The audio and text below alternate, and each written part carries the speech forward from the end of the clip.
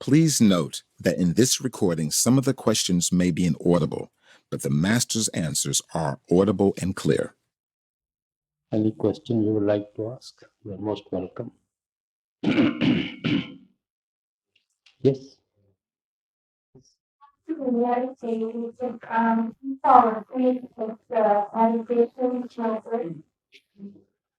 You see, not that there's any harm in sleeping, but we definitely built a certain atmosphere of bliss and peace and happiness in meditation.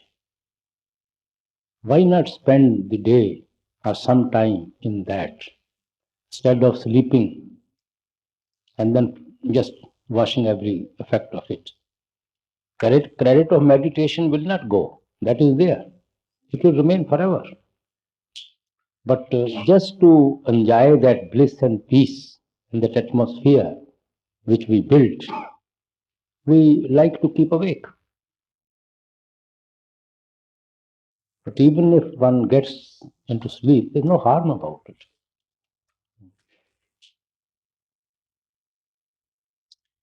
You see, as soon as our attention drops to the throat center, we fall asleep. Because we are trying to hold it here at the eye center. And it slips down to the throat center and we fall asleep. So generally we have to struggle a lot to keep awake in meditation. Yes? You can hear something about faith and devotion and why mystics expect from their disciples faith, while they are the creator of that faith. You see, unless we have love for somebody, we don't have any faith in him at all. Love creates faith in the person. And faith leads us to the practice, obeying the instruction of the person. So they are all essential. If we have love for the master, we will naturally have faith in him. And if we have faith in him, then we like to please him by following his instructions. Then we will attend to then we practice what he teaches. And whole remedy lies in practice. But for that, faith and love is required. Why they ask the faith from the disciples to have faith, why they are the creator of that faith. You see, the Lord creates his own love within us. We are just an instrument. We feel that we love him. Actually, he is the one who is pulling us from inside. He is the one who is creating that love within us. And we become restless to become one with him. Pull starts with him. But we should be at least receptive to the pull. We shouldn't resist the pull, we should be receptive to the pull. Actually, the Lord worships himself through us, in other words.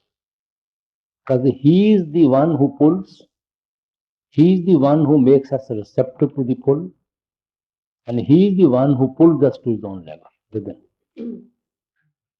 But we have a certain part to play, so the part is being played through us. Without his grace, nobody can worship him.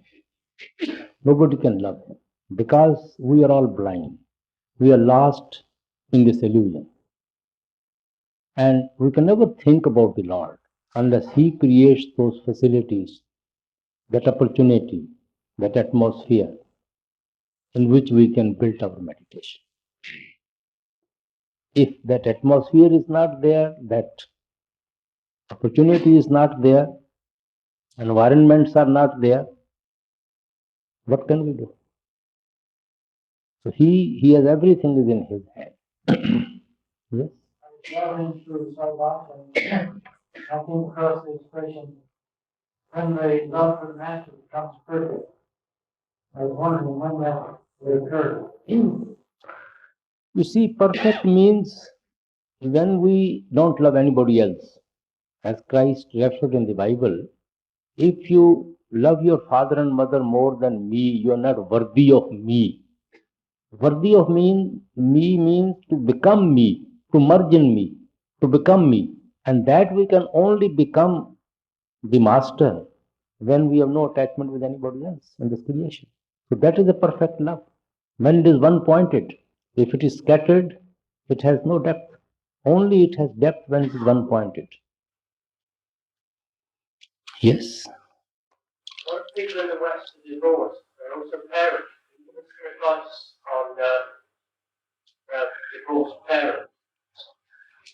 The children say. A lot of the people are divorced.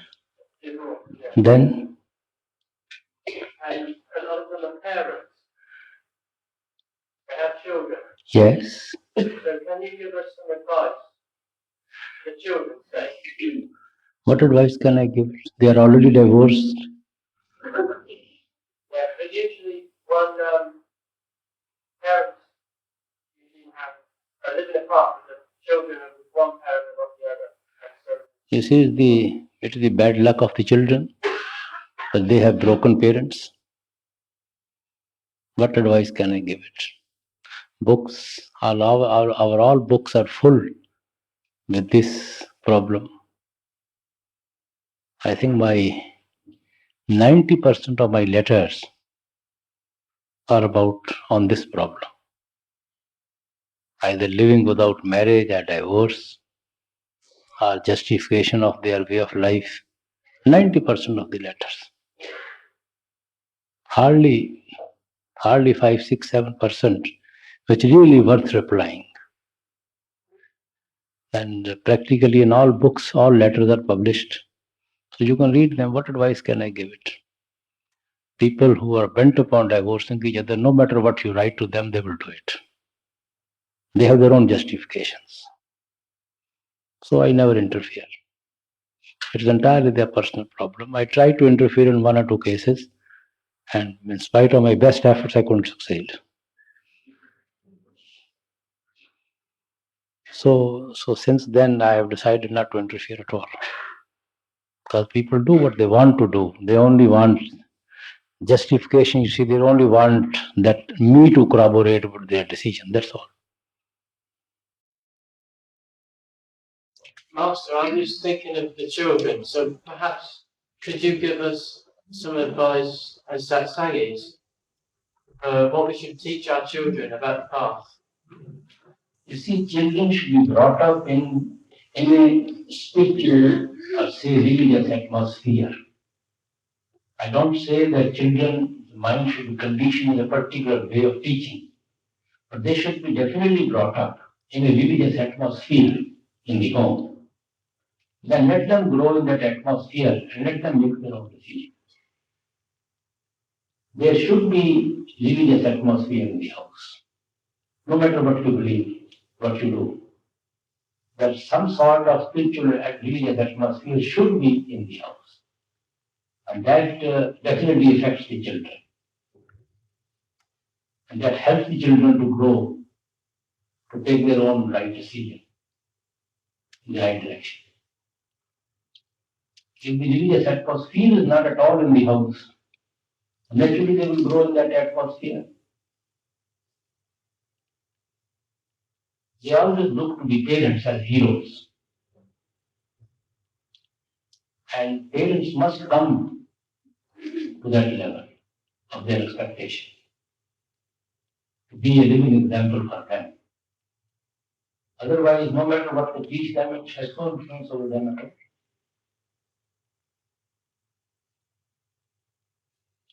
When they see broken homes,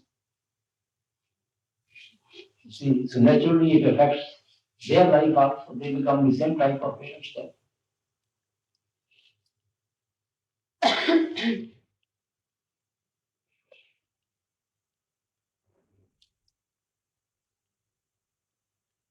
Yes. Someone will ask you this side. Yes. I was wondering if the satsang can come under the influence of negative occult forces. Then how to influence children? No, Sorry. I was wondering if a satsangi could come under the influence of negative occult forces, like black magic and stuff. Then, No, I just wondered about that. you see, mostly it's superstitious. This black magic and these facts, mostly it's superstition. They don't affect anybody at all. They're all superstitions. These things make our willpower weak, and then we are attracted by them. All superstitions. Even like possessions and that. Even like, Possessions. Possessions, people come through other people, are possessed by other people. oh, they are all evil spirits. No, I don't deny the existence of evil spirits. But they are not within anybody's control that they can set them against us. Some people are so attached to each other and they suddenly die, they become certain spirits and they are hunted by them. I don't deny that. But all these spirits or ghosts are not in anybody's control that they can set against us or against anybody. That is also superstition.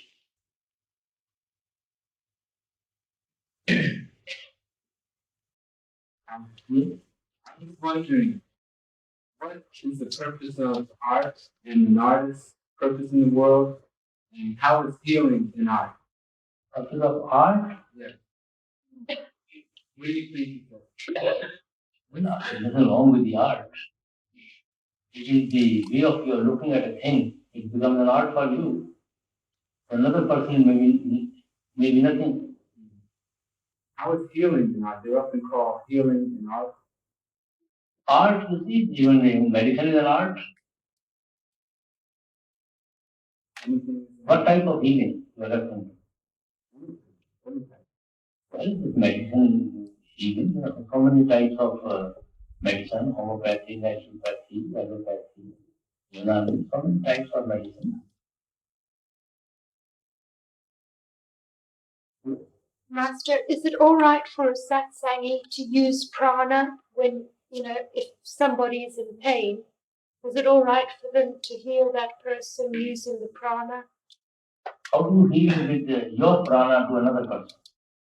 Well, when you breathe in and you get the prana and then you send that prana through your hands. But sister, pranayama is something very different. Pranayama is for your own self. Pranayama is very helpful, very healthy for many ailments. If properly one gets training. But that is to heal your own self. But by your prana, you can't heal others. How can you heal others by your pranic exercises, breathing exercise? Prana means breathing exercise.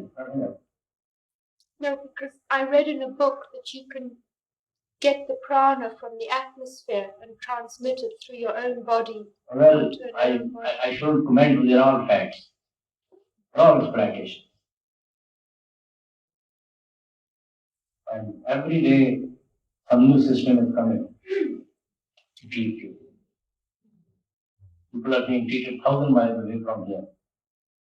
By the doctor sitting here, they're treating 1,000 miles away their patients. All sorts of facts are coming.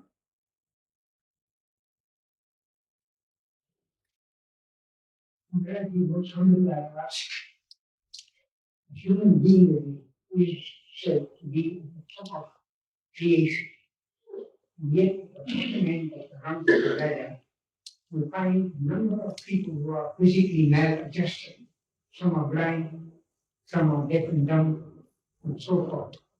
Now, in the process of evolution, what happens to those people once they have passed that life?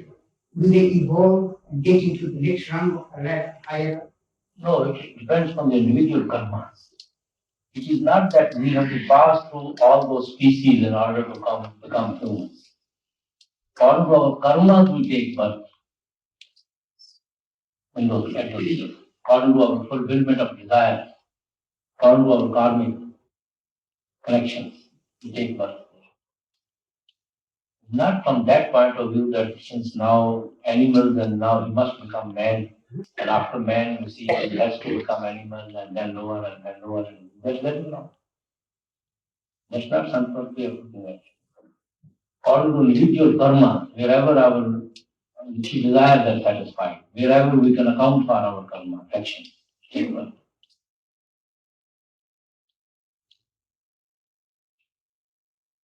Do we have the ability within us to focus on the Lord when we feel lonely instead of seeking a solution by getting married or by acquiring children? I'm not following the question. Is it by our own ability that we can turn our attention to the Lord when we feel lonely instead of seeking a solution by getting married or by acquiring a pet? You see, even if you marry, you will be lonely. Marriage doesn't mean that we are no more lonely now. Marriage is just a self-deception for certain time, certain period. And again you have to start getting essentially. That lonely is something different. That vacuum which we feel within ourselves, the loneliness, that is something different from the heart. No matter how many friends you have, how many good loving relations you have, you are lonely. Nobody belongs to you and we don't belong to anyone.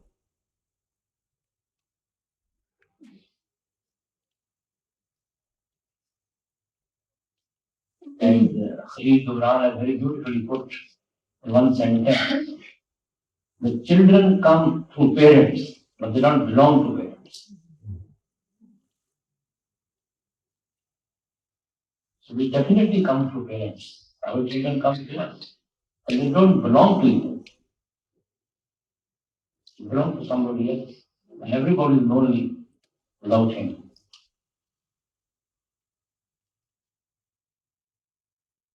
And people who are very happily married, they have nothing to miss.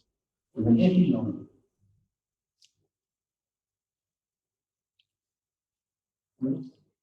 How can we try to keep ourselves in that vacuum and stay at the Master's door, at the Lord's door, without trying to fill the vacuum by running back to the senses? You see, vacuum can only be filled when we lean on someone who really belongs to us.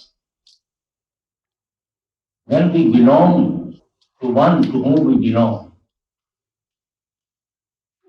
when we make him ours and we submit ourselves to him, then we can only overcome this vacuum of loneliness. And that is the only Father. All souls belong to him. Without him, all souls are lonely. He belongs to us and we can possess him. We can belong to him. And he belongs to us and we can belong to him.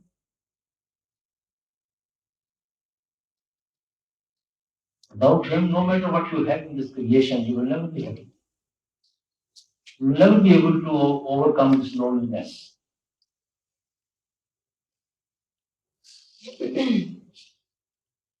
People who have everything, what they can possibly think, what they need, what they can aspire for, even when they sit alone, they find they are lonely. Something they are still missing about which they do not know what is that.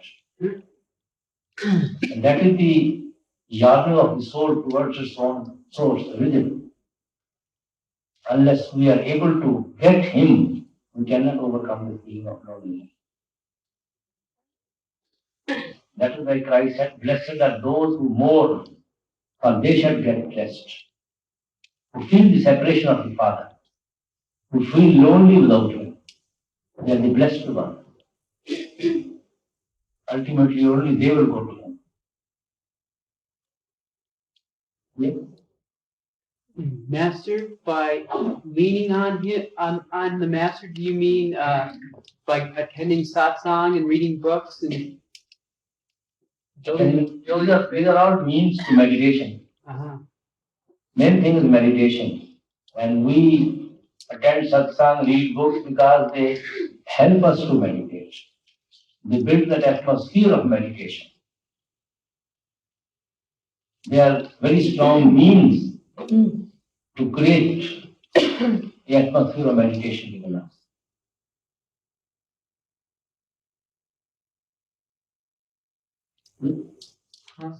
In Simran, you know that you have to hold attention in the repeating of the remains. As you can see, already said, putting store diamonds in the suitcase.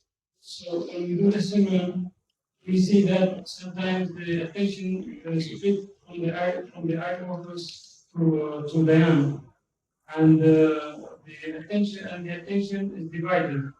So what will be our attitude in this case? Where should we put the attention? Well, brother, Simran should synchronize it. Because both faculty has to be occupied. Faculty to think and faculty to visualize. It is natural and normal. We always try to visualize about whomsoever we are thinking. You can't cut it out. Thinking without visualizing. They just go together. But sometimes you repeat the names automatically, I mean, sometimes. Yeah. Is it okay? That is all right. What did they are? But when we sit in proper meditation, we should have both these things together. Trying to visualize the form of the master and attend to Simran. And if we cannot visualize, then to think that you are sitting in his presence and doing Simran. That very feeling that you're sitting in his presence will be able to help you to hold your attention.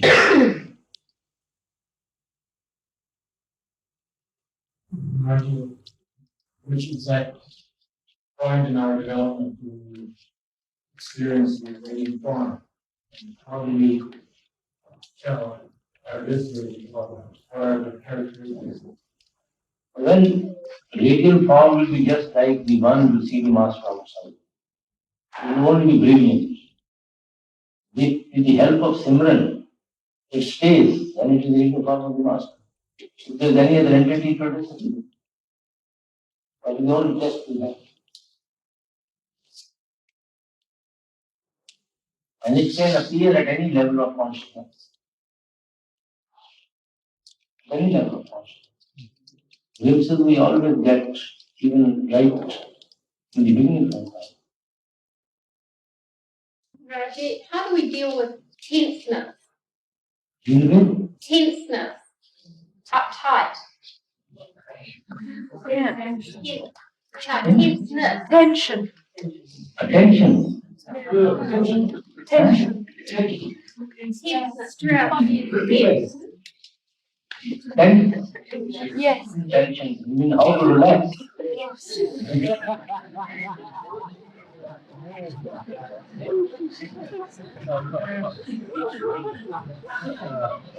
But you can only relax when you eliminate tension.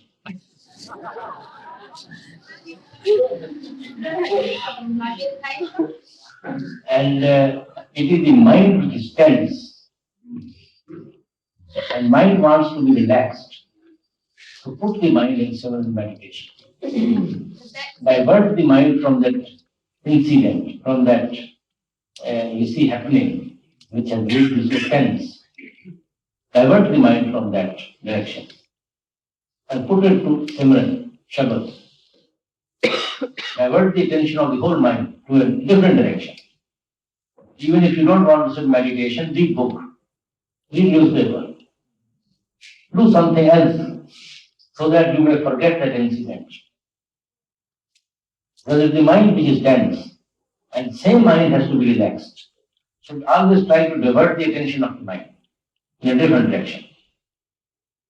And you forget that incident. It seems to be meditation that makes it tense. Tension created by meditation, how to get rid of it. Sorry? You want to know how to get rid of the tension which is created by meditation. Yes. How, what is the concept of tension killed by meditation? I can't have what I want.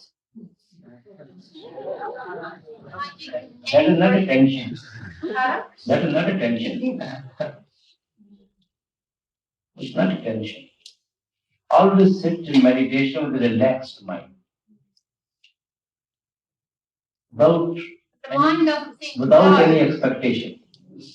Without any expectation. Just as a matter of duty. Things which has to come will automatically come. But when you want something so bad, you just mean to just forget about it? Something bad means what? You want it very badly. When you want it very badly. We all want it very badly.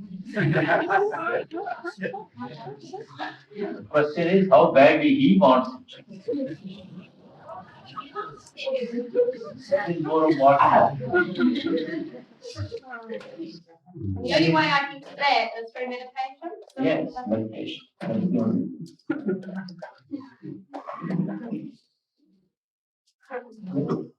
Problem behind divorce rates in the West. Why do you still recommend marriage to single people? Why do I recommend marriage? Yeah, in spite of the high divorce rate. What is the disadvantage of marriage? Well, you have to divorce. Well, actually, many marriages end up in divorce. Then what is the alternative? There are certain instincts in the body which has to be satisfied to some extent. What is the alternative? Well, you know yourself, know the answer.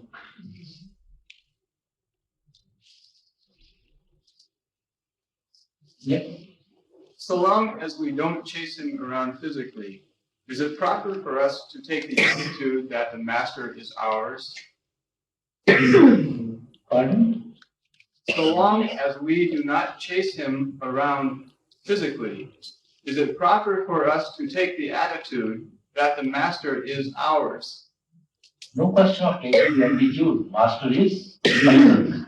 Master belongs to the disciples. Disciples belong to the master. That communication gap has to be avoided. The communication has to be, created. Has to be created by meditation. Definitely master belongs to the disciple. And all the sheep belong to the master. But we have to create that communication within. To have that feeling.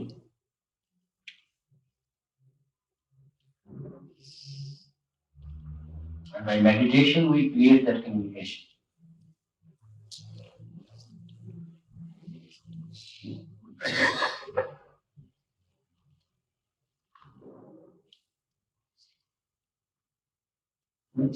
Master, what happens to a disciple when he dies if he hasn't seen the radiant form?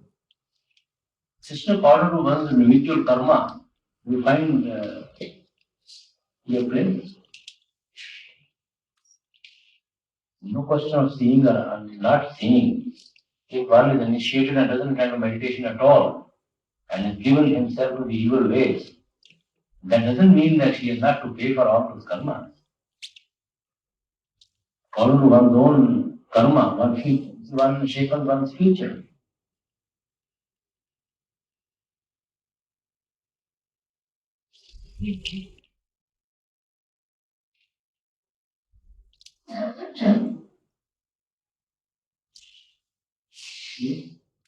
Master, is it true to say that Master is like the father and the disciple are like the children?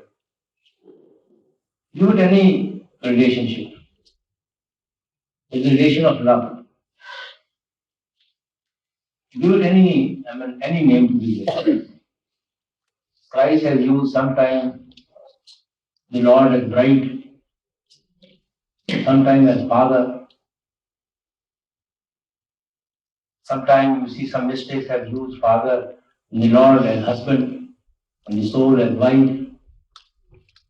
But which is a common link of all these relations, love. Ramakrishna Mission people call it mother and son. Soul is the son and the father is the mother. The common link which pulls them towards each other is love. So it's a relationship of love. Now give it any name. It's a material. In that case, Master, would it be possible for the father to take his children perhaps one by one and give them a hug as a father would his children? When his child is dirty, would father give him a hug? No, we wash him first. So he is preparing his children for the hug.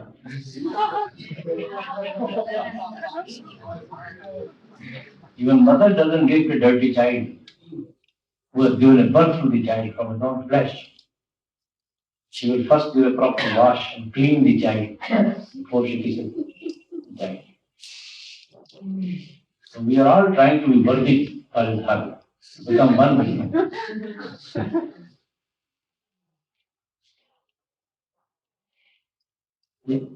Maharaji, if a disciple does not meditate, and as you said, gives himself to evil ways, and then the master brings them back to the path, and they begin to meditate again, and they try to live by the principles of Santmat. You said they have to pay for the sins that they did. Will they have to still take another birth, or is that up to the master?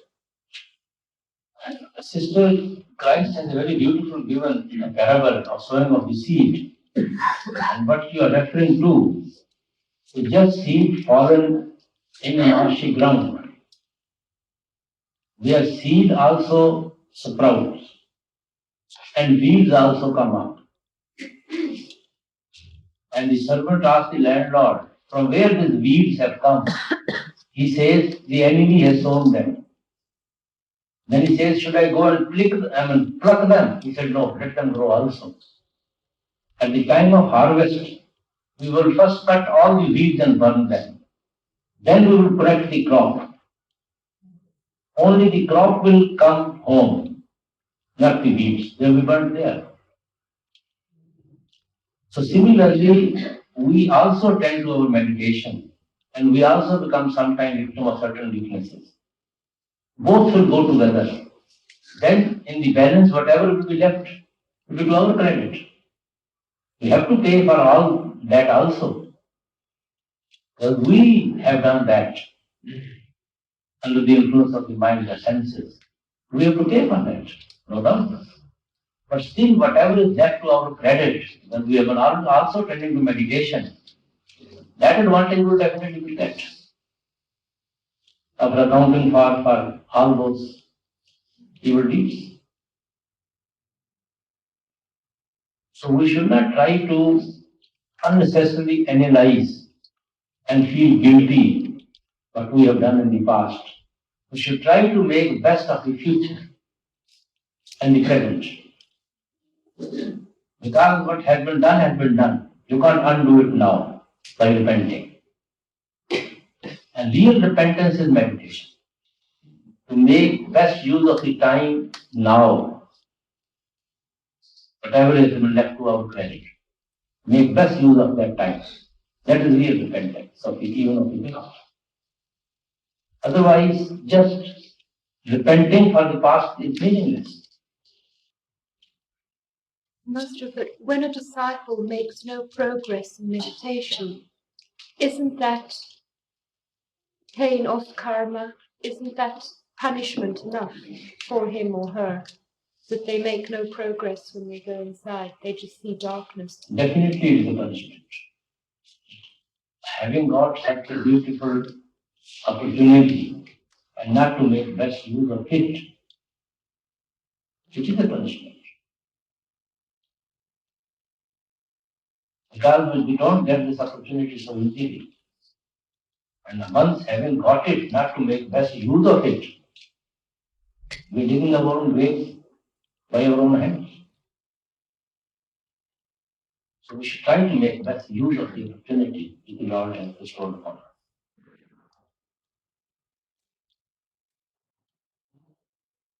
Master is the love of the master for his disciple, the love of the disciple's soul, or is it love for the disciple as a person?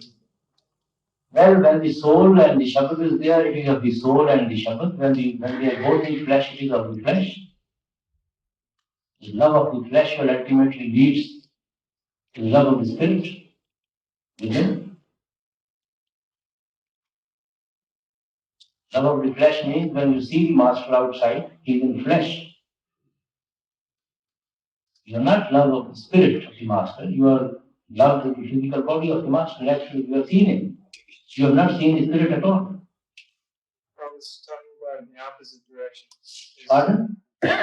Is the love the master feels for the disciple a love for that disciple's soul, or is it the disciple as a person, as a like you would, a parent would have love for his child, not so much for that child's soul, but for its personality and its ways.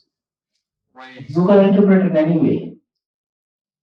Ultimately, this leads to the love of the soul for the Shabbat.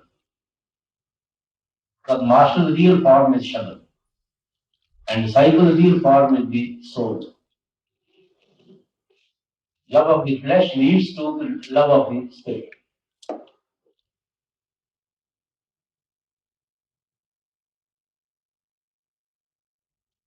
It only leads to the spirit through the flesh.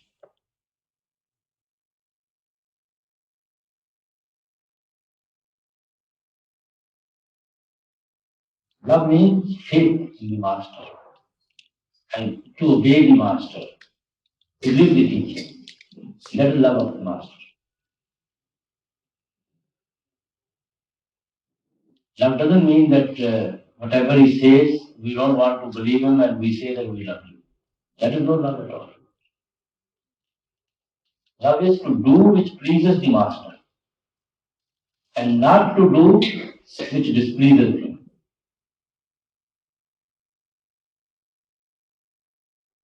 That is love for the master. If a disciple does something that displeases the master, is that always due to a wave of karma, or can it be? It can be due to many factors. You can't analyze every detail. It can be due to many factors. As Christ said that, whom I am going to raise at the last day. Somebody asked Christ, whom you are going to raise at the last day, whom you are going to meet at the time of death. He said, those who fulfill two conditions. Number one, those who have seen me. Number two, those who believe in me. Those who have seen me, who have seen me in the flesh, while they are in the flesh. And those who believe in me, those who follow my teaching, those who live my teaching. He says, them I will raise at the last day.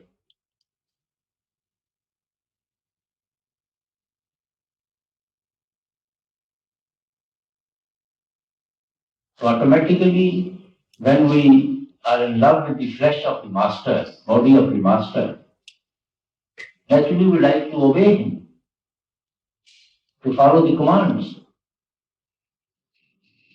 And we never like to do anything which may, in the remotest way, displease him.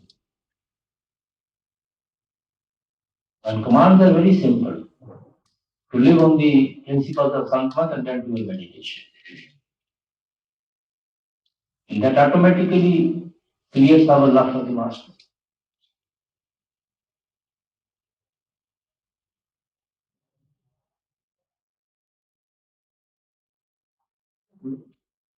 It seems that every step, I can only speak for myself, every step that I take is a fall. But the main thing is that I try to keep the teaching before me, the master before me. But it just, I don't know if it's just myself or almost every step is a fall. Can you explain? Well, brother, learn from your every fall. Learn lesson from your every fall, but always fall forward.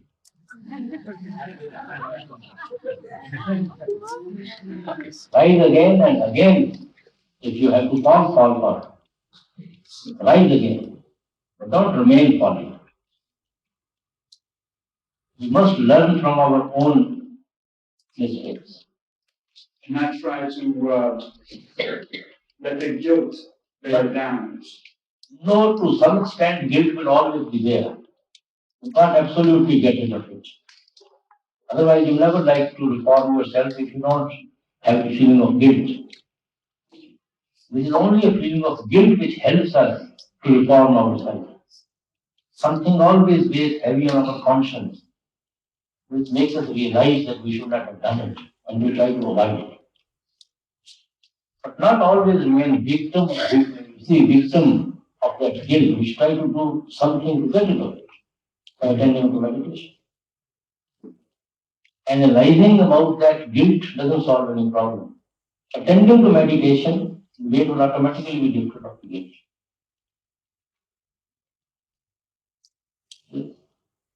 In trying to obey Master's commands, in the West, and even coming here, we deal a lot through Master's representatives and Sevadars. Should we try to implicitly obey the Sevadar's commands and the representatives' commands and wishes as coming from the Master? You see, there are certain organizational matters which we try to help each other to live. That doesn't do with Sankalp. We can. For example, you're all sitting in a all in chair in a row. If you refuse to sit in chair on a row, you stand over the chair and sit on the ground. Then, you see, it just to keep the decorum here, you see, so that other people will not become nuisance to others. So we have adopted a certain policy to come in line and sit and occupy chairs. So that quietly, without disturbing others, we occupy them. So if Sevadar tells you to do like this and you say, I refuse to do it, that's your own fault. It's your own loss. If it's a spiritual matter, then anything other than organizational, then we should turn to Master and not to the representatives. A representative not interfere in spiritual matters. We just initiate and then leave to the soul and the disciple and the master to deal with each other. They don't interfere in any other ways. They only make organizational matters, you see, for your own convenience. But we are not slave of those rigid organizations, we are slave of the teachings. Some sort of organization is always required for smooth running of the teaching. They are for the use of the teaching, not at the cost of peace.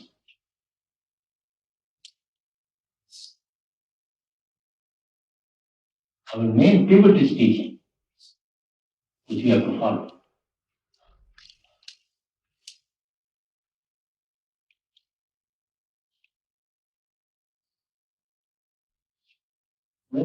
Alright, since God is all love, you are all love, how could anything ever displease him?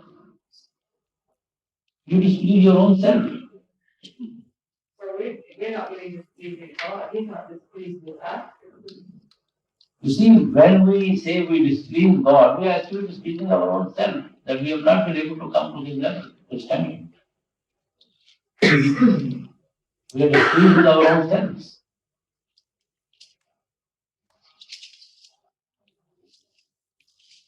Another question, please. What do you think Christ meant when he said, many are called, but few are chosen? You see, this has connected with the sowing of the seed parable. After this sowing of the seed parable, after he explained, then he said, many are called, few are chosen. Many are called by the mistakes on the path. Few are chosen in that very lifetime to go back to the Father. When he said that there are 4 types of disciples, seed falling on a rock, falling on a barren ground and marshy ground, and then fertile ground. the seed falling on the fertile ground brings the result.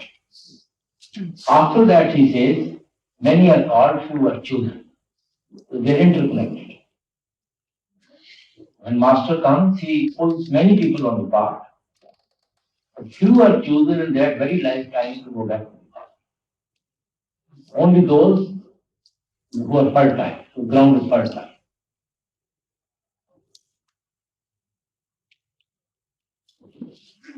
After in life, many people have to work very hard to acquire wealth, worldly wealth.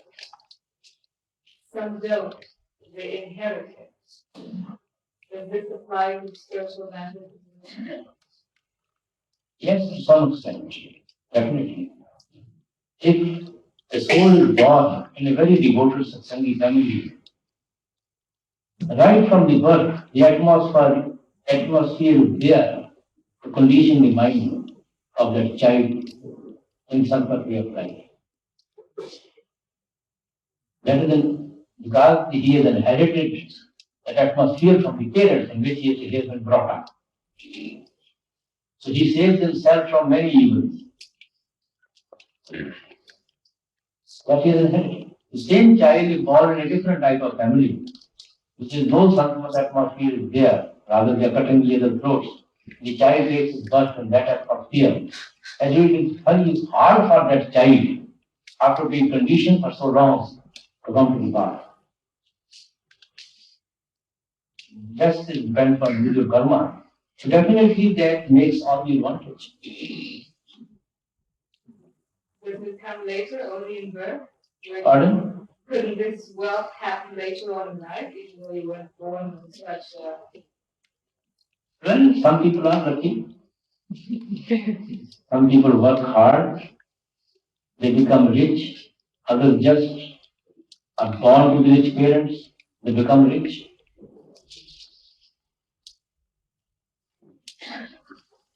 As long as the wealth is there, you are rich.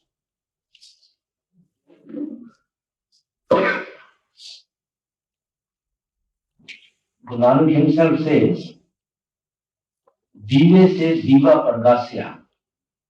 If there is a candle and you take another candle near the candle, little candle, it will at once start giving the same light.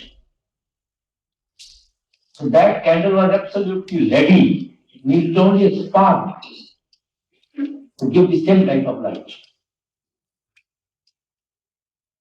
which is giving the spark. There is no difference in their light now. But for others, candle has to be made. You have to find the wax and the wick and the mold and to prepare a candle, and then you can think of putting, you see the candle and light the candle. So it makes all the difference. So some people are born like ready-made candles. They only need a spark to light the candle. Others have to start right from the ground to make the candle before they can start giving the light. So it does make a difference. when working with harder and a meditation?